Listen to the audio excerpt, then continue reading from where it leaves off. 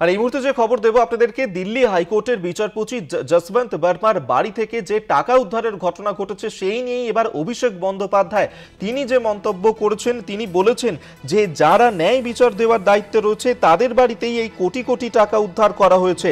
মানুষের সামনে এই বিষয়টা আসা উচিত, মানুষের এটা দেখা উচিত, যাদের ন্যায় দেওয়ার কথা তাদের বাড়ি থেকেই এই টাকা উদ্ধার হচ্ছে, মানুষ দেখুক কোটি কোটি টাকা উদ্ধার হয়েছে, এমনটাই বলেছেন তৃণমূলের সর্বভারতীয় সাধারণ সম্পাদক অভিষেক বন্দ্যোপাধ্যায়। বিচারপতি যশবন্ত বর্মার প্রসঙ্গেই এই কথা বলেছেন অভিষেক বন্দ্যোপাধ্যায়।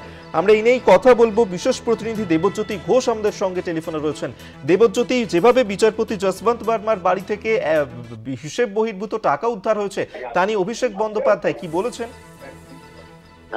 দেখো, এটা অত্যন্ত চর্চিত বিষয়। যেভাবে যশবন্ত বর্মার বাড়ি থেকে টাকা উদ্ধার হয়েছে তা নিয়ে কিন্তু সমাজের একটা প্রতিক্রিয়া সৃষ্টি হয়েছে। আজকে অভিষেক বন্দ্যোপাধ্যায় পার্লামেন্টে বলেছেন বিষয়টি উপযুক্ত তদন্ত করা উচিত এবং যে বিচার ব্যবস্থা নিয়ে যে প্রশ্ন উঠছে সেই বিচার ব্যবস্থাকে তার পক্ষে যুক্তি দিতে হবে, সেই মন্তব্য তিনি করেছেন। কারণ ভারতবর্ষের বিভিন্ন জায়গাতে এই বিষয়টি নিয়ে অত্যন্ত গুরুতর অভিযোগ আসছে এবং যেভাবে বিচার ব্যবস্থার প্রতি মানুষের ভরসা রয়েছে সেই ভরসা যাতে নষ্ট না হয় সেই জন্য কিন্তু দেখা উচিত বলে তিনি আজকে মন্তব্য করেছেন পার্লামেন্টে।